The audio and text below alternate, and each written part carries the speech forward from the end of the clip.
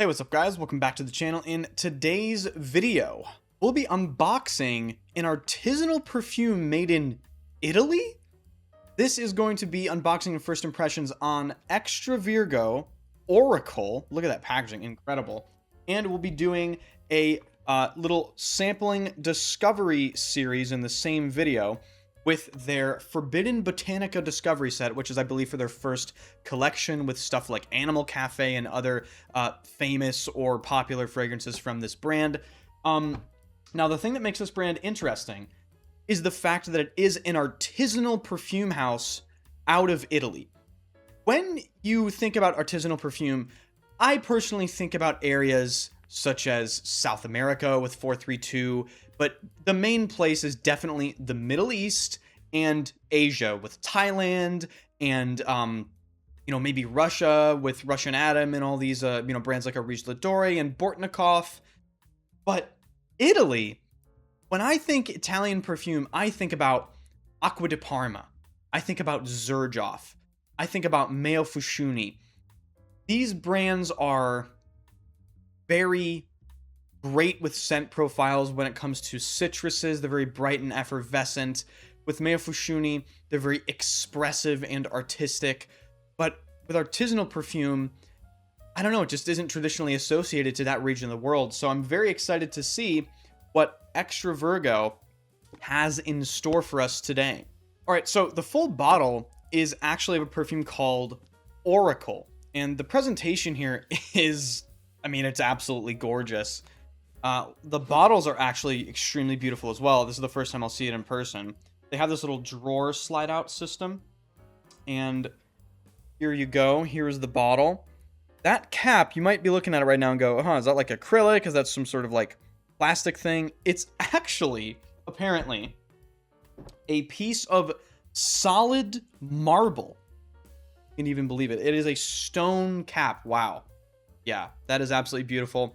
Has the gold Extra Virgo logo on there. It is really a piece of stone. That's incredible.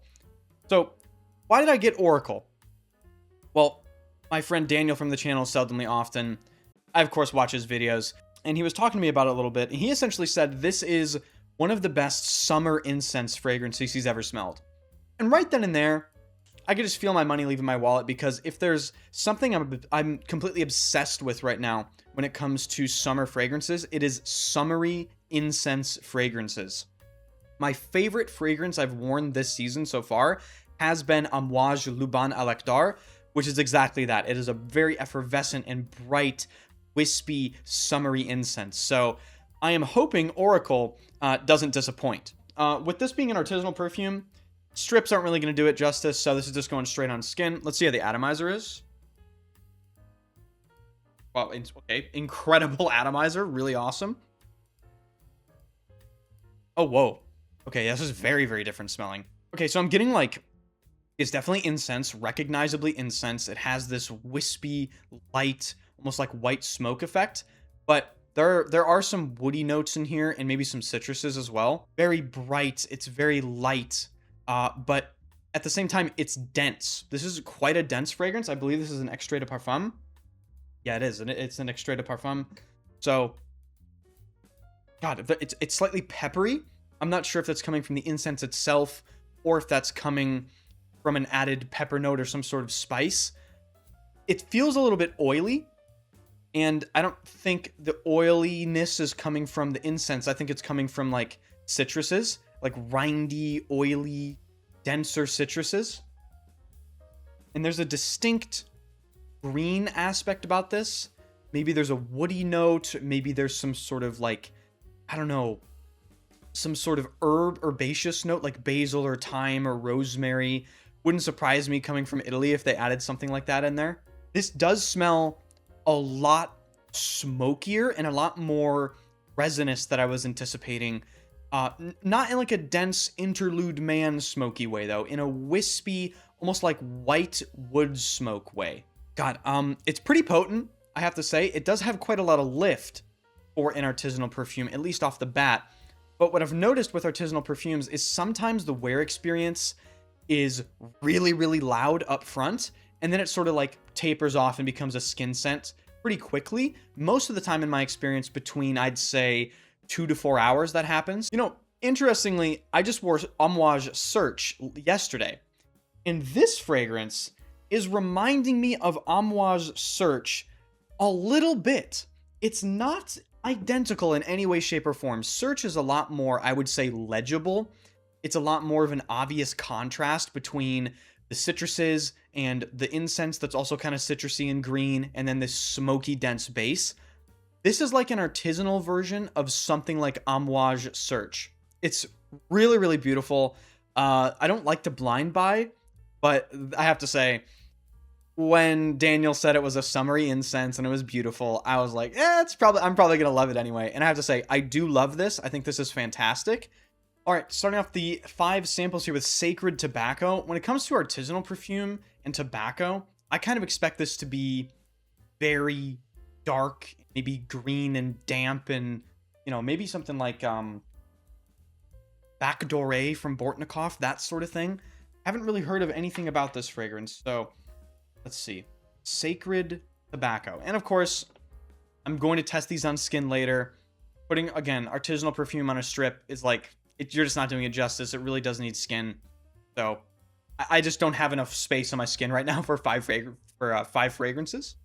So let's see. Oh, wow. Oh, whoa. Well, I'm gonna have to buy this one. This is extremely beautiful. Oh my god.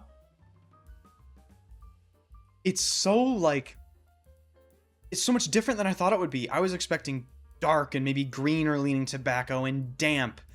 This is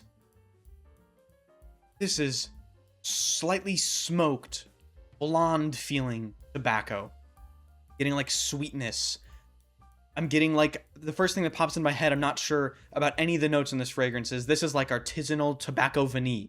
Something like that. Is a distinct sweetness. There is like a leafiness to the tobacco. This is gorgeous. It's slightly smoky. It's beautifully warm and rounded. These are expensive perfumes, guys, so hopefully I don't like too many of them. But yeah, this might have to join the collection off of like even first impression. Before I even put it on skin, this is beautiful. There's maybe like a slight chocolatey aspect about it. I'm not really picking up anything animalic. Sacred Tobacco right off the bat, I'm gonna have to give this like this is like a 9. I'm gonna have to put this on skin maybe at the end of the video, but let's move on to the next one. All right, the next fragrance is Cacao Ritual. So what do I want out of this? I want bitter, dusty cacao. You know, something similar to the cacao in Benny Havant, maybe something in the space of an Origine Doré, like a chocolatey oud sort of bitter cacao. That's what I'm hoping for. Not too gourmand. I don't want anything too sweet. I don't particularly like very sweet fragrances. But let's see. Oh. Okay, so sweeter than I thought it would be. So it's very beautiful, very sweet though.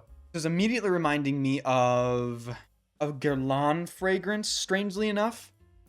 It's the chocolate one from the L'Art de la Matière line. The name is escaping me, but I'm sure someone in the comment section will know it. This is like a milk chocolate. It does have that slightly bitter, slightly dusty, chocolatey thing going on, but it's brighter. It feels like a milk chocolate rather than like a shaved dark chocolate, if that makes sense. It's really, really well done. If I were to have a chocolate fragrance in the collection, this might be the only one I would consider. Once again, I'm not really a big fan of the whole gourmand scent profile thing. Maybe this will transition quite heavily from top to bottom in the wear experience. There could also be coffee in here. Maybe as some sort of olfactory trick, you know, make the coffee smell like cacao, all that sort of stuff. Yeah, I'm gonna have to give this an 8. This is really, really well done. It's just, it is pretty gourmand, but I would say it isn't the most offensive type of gourmand to me. It is very, very well done, very well executed. And it isn't too sweet, and it's actually already toning down the sweetness. So I'm excited to put this one on skin. All right, next up is probably the most popular fragrance from the brand. It is Animal Cafe. Now, I have heard some stuff about this fragrance, okay? I've heard it is a coffee fragrance, but it is a animalic coffee fragrance, hence the name Animal Cafe. So I'm not entirely sure what kind of animalics are used in this fragrance. I don't know if it's civet or castoreum or any sort of, natural deer musk. I don't know, but let's see. Okay, right off the bat, this is another one that I would consider to be full bottle worthy. This is outrageously good. The coffee note here is incredible. It might be the best coffee note I've ever smelled in a fragrance. It's that good. Like, even off initial impression, this is like, oh my God, it's so realistic. It's like you're walking in to a coffee shop and they're roasting the coffee beans. It's that distinct smell of the coffee beans roasting in the air. It is incredibly well rendered here. Wow, I can't believe how realistic this is. It has the milky quality of coffee. It has the roasted, like almost textured quality of coffee. It's slightly smoky. It's slightly chocolatey. It's not too animalic, to be honest with you. I don't really detect much of anything when it comes to animalics up front. Again, these fragrances really should be put on skin. I'm going to do that, but I don't have enough space right now. This is beautiful. As it's drying down, I can sort of see where it might start to get into this musky animalic space. Maybe there's some civet in here. But right now, it's just the most beautiful, incredibly realistic coffee note. Stunning. Like, again, it's right up there with Sacred Tobacco, maybe even better. I gave Sacred Tobacco a 9. I'm going to give this a 9.25. I really think this is going to be an expensive sampling session. I am very impressed so far. Moving on, we have Pangea. Now, correct me if I'm wrong in the comment section, but Pangea, I think they're referring to the prehistoric supercontinent of Pangea with this. Maybe they aren't, but that's the first thing that comes to my mind. Don't know anything about this at all. Never heard anyone mention this, so we're just going in completely and totally blind here. And the name doesn't really give me any hints either. I don't know what to expect. Oh, wow. That's a weird smell. That's a really strange... It's nice, though. Oh, wow. Okay, so it's... The first thing that hit me was... like this... sour aspect. There's a sour, almost powdery aspect about this. But it's like kind of citrusy, fruity sour, and also a little bit green. I have no idea what I'm smelling. It's also quite floral to my nose.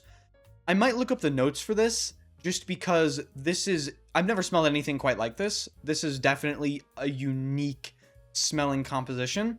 It's also, like, incredibly smooth. All these fragrances so far, guys, are very, very well blended. It doesn't smell like artisanal perfumes. Sometimes, I've tried some artisanal perfume houses, and the overall composition, I feel like, isn't finished. It doesn't really feel, dare I say, professionally executed. I know that might ruffle some feathers, because, like, who am I to say that? But, some of these artisanal perfume brands, you just got some guy making some stuff, and it's just, like, doesn't really work that well. But these... they really feel like they are finished. They feel like compositions. They don't feel like material showcases, like some artisanal perfumes feel like. Yeah, it has this sour, fruity green thing with almost a waxy, powdery edge. It could be iris, I'm not sure. And there's definite florals in here. So the notes for Pangea are... orris root, okay. Incense, truffle, benzoin, and mushroom. I get the orris 100%. It's got that smooth, powdery, like buttery element. God, is the mushroom the weird green sourness? The benzoin comes through. It does have that sort of glow. I couldn't identify it as benzoin, but it does have that sort of glowing, beautiful resinous quality. God, this is beautiful too. I'm gonna have to give this another 9. And man, like, these are expensive, and my bank account does not appreciate it. But I have to give credit where credit is due. Pangea, that's another 9. Very, very impressive. I'm almost hoping I hate this last one. This is Monte Kush. Monte Kush. Kush in the name. Guys, I'm expecting cannabis. I'm expecting dank. Okay. I'm expecting some sort of marijuana-inflected scent profile. Maybe I'll be completely wrong. We shall see. Let's see. Monte Kush. Yeah, okay. So it's it is definitely cannabis, but god damn it, I just have to say it, it is pretty nice. It's definitely got that sort of dank, musty, cannabisy element. It's green, it has an herbaceous side. Something is coming off to me as maybe galbanum in here. It has that ashy sort of resinous greenness with a powdery inflection. It's musky. This is definitely going to be the lowest rated one out of everything that I've tried so far. But, dude, these are super impressive for artisanal fragrances. This is so slept on, guys. Yeah, Monte Kush, it's this green, musky cannabis thing. I gotta be honest, it's like a 6.5 for me. Personal preference, I have to say this is the best cannabis fragrance I've ever smelled in my entire life. It is fantastic. Like, if you're looking for something like this, I would look no further. It is very, very well done. It's brighter than some cannabis fragrances that I've tried, and I mean, dare I say it's more wearable without making you smell like you're a fucking, you know, like a burner, you know, a burnout. Okay. So there we go, guys. Gotta give a 9 to Sacred Tobacco. I gave, what did I do? A 8.5 to Cacao Ritual, a 9.25 to Animal Cafe, a 9 to Pangea, and a 6.5 to Monte Kush. This was expensive. This is going to be expensive, guys. If you've never heard of Extra Virgo, and I guess you kind of know what my taste is, and you I guess enjoy my opinions, I would highly recommend trying them if you've never dove into artisanal perfume. These are very impressive. Off the top of my head, the only other artisanal perfume brand that I've been this impressed by is Maxime Perfume. And if Rogue Perfumery counts as an artisanal brand, I'm not sure if it does or not, I would put Rogue up there as well. But this is right up there with one of some of the most impressive artisanal houses I've come across. So with that being said, very happy about this purchase. I am blown away, and I'm sure some of these will be getting added to the collection pretty soon. So if you enjoyed the video, be sure to hit the like button, hit the sub button, and let me know if you've ever tried anything from Extra Virgo in the comments section. I'll see you guys in the next one.